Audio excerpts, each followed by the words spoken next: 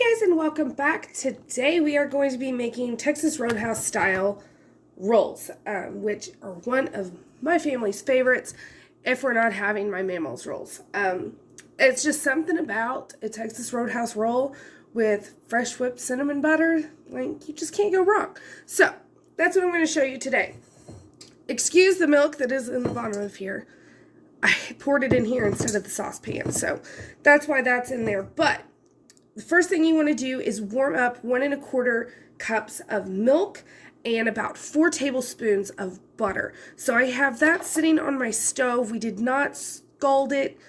We just heated it up. The butter's pretty much melted, which is what we wanted. And then you just want the milk a little warm because it's not going to react with the yeast badly if it's been warmed up. So you want a tablespoon of yeast, just the active dry, and you want about 1/4 cup of honey, or you could use sugar, but I use honey when I'm doing the Texas Roadhouse. And I'm just going to eyeball it because I hate trying to measure honey. So that's about 1/4 cup. And then, of course, if you're using your finger, you can lick it. I won't judge. Okay. And then just add in your warmed milk and butter. And we're just going to whisk that real quick and then let it proof for about 5 to 10 minutes. Okay, so you can see that it's puffed up on the top. That is what you want. It just lets you know that your yeast is good yeast, essentially. Make sure it's not dead. Or that your water or milk was not too hot and cause that to kill it. So, now you want to add 1 egg.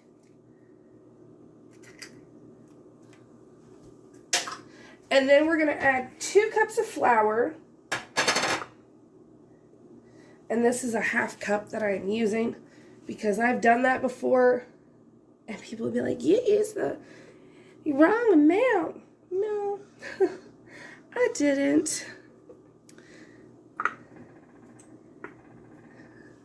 So there's 2 cups. And then I'm going to go ahead and add 1 1/2 teaspoons of salt.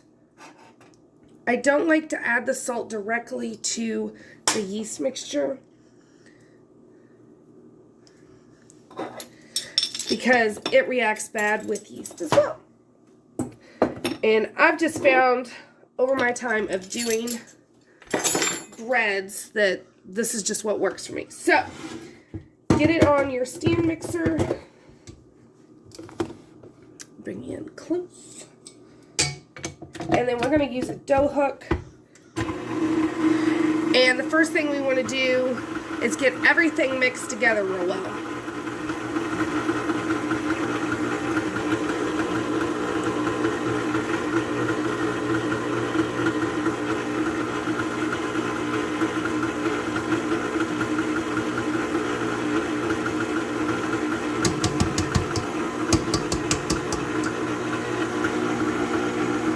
And you especially want to make sure if you didn't beat your egg before putting it in, that it is getting broken up while it's going.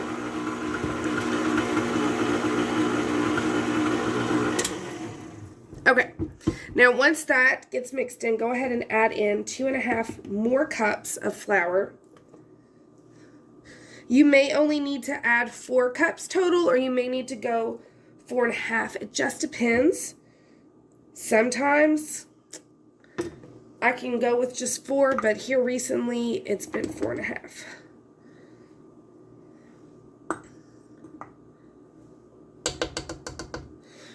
And then we want to get the dough to be pulling away from the sides. So I'm going to mix it up and then put it down to low and let it go for about 7 to 9 minutes.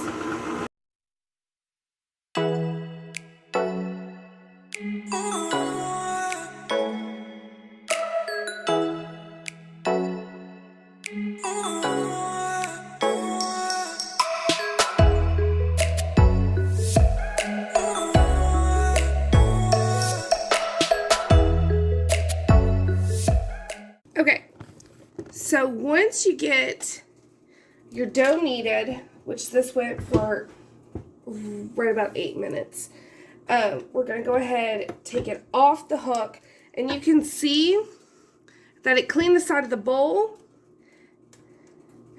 and it's not sticking to our hands. That shows you that your dough is ready and it's been kneaded enough. If it were to stick to your hands really bad, then you need to probably add a little bit more flour, tablespoon at a time, and then, of course, knead that. So, now I want to just turn it a couple times just down by hand, and then we're going to put it in a warm spot, grease it up a little bit, and let it rise for about an hour until doubled in size. But I always like, even after letting the machine do the kneading, I still like to knead it by hand. I just feel like it gives a better end result. Could be in my head, but why fix something that's not broken? Okay, that is pretty perfect dough, if I do say so myself.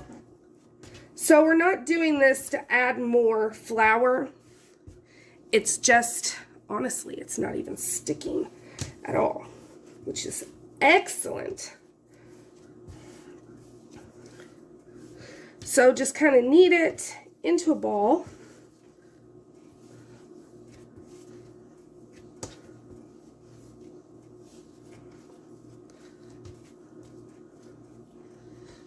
Oh, that is beautiful. This is exactly what you want. So glad I did a video. So now I'm just going to put a little bit of oil in that same bowl. Enough to cover the sides. And then I'm going to put our dough ball down and just kind of rub it in. And then this is going to get a damp towel, and it's going to go sit on top of my oven because my oven's actually on, so it's a nice warm place for it. All right, so I have a lightly floured surface, and I also have, getting ready to be greased, a baking sheet, because that's how we cook this type of roll. So, let me show you what it looks like before I pound it down. Here is our beautiful bread dough. And all you do is just punch it, and then just on the lightly floured surface. I have a little too much flour down. But this is going to be delicious. So now get yourself a rolling pin, and we're just going to roll this out into a rectangle. It doesn't have to be perfect, but we do want to try and get it as even as possible, just so everything cooks evenly. And I will be the first to admit that I am awful at making rectangles out of dough. It never happens. It never works out the way it's supposed to. And we also don't want to really, I'm moving the camera, really overwork the dough either. Just get it even, and we're not making it too thin either. So, not too thin. Don't work it too much. Just do what I do. So, once you get that done, we need to cut it. And I'm going to use a pizza cutter. Maybe. Yes. I am going to use a pizza cutter. So we just want to divide this up into an even amount of rolls.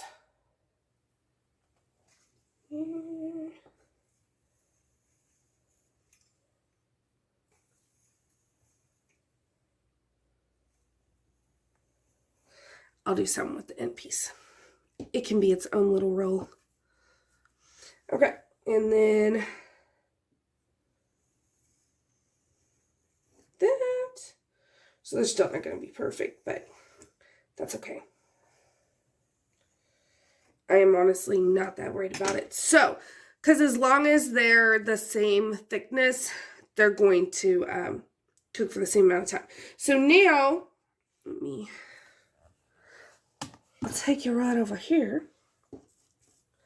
We're just going to sit these spaced out on our sheet.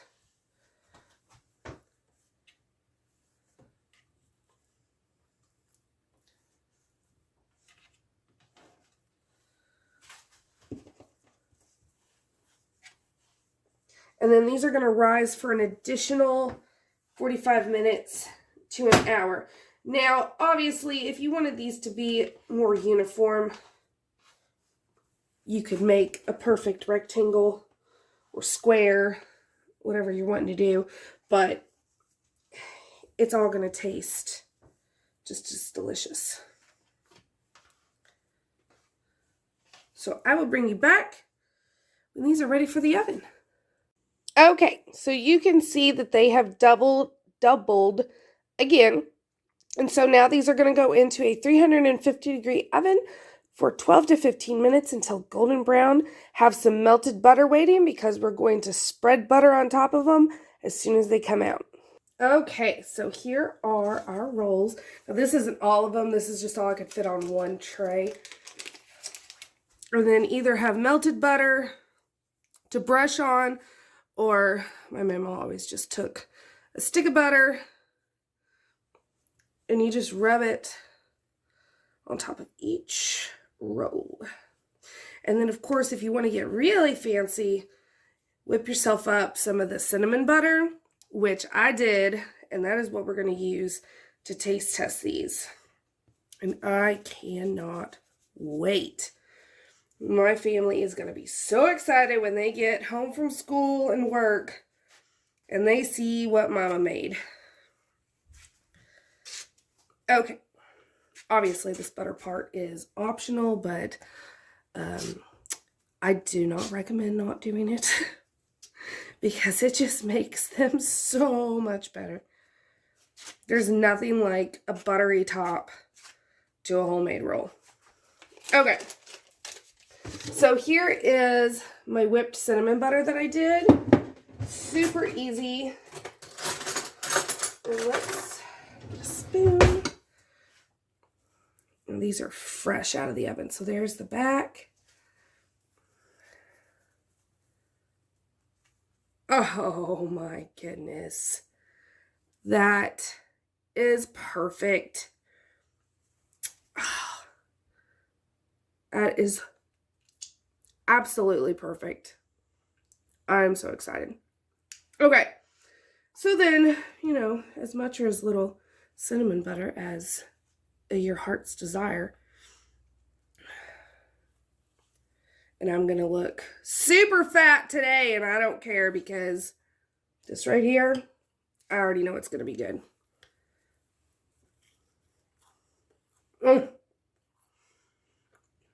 My goodness. Guys, I cannot express to you how good these rolls are. And with the cinnamon butter, like it just,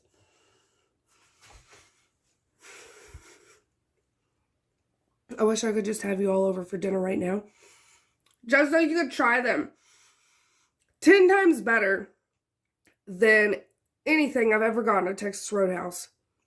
Even the butter is better. And the butter is super easy. It is literally softened butter, cinnamon, and powdered sugar is all I put in mine. There are recipes out there that call for corn syrup and condensed milk and all this other garb. I'm telling you, you do not need it.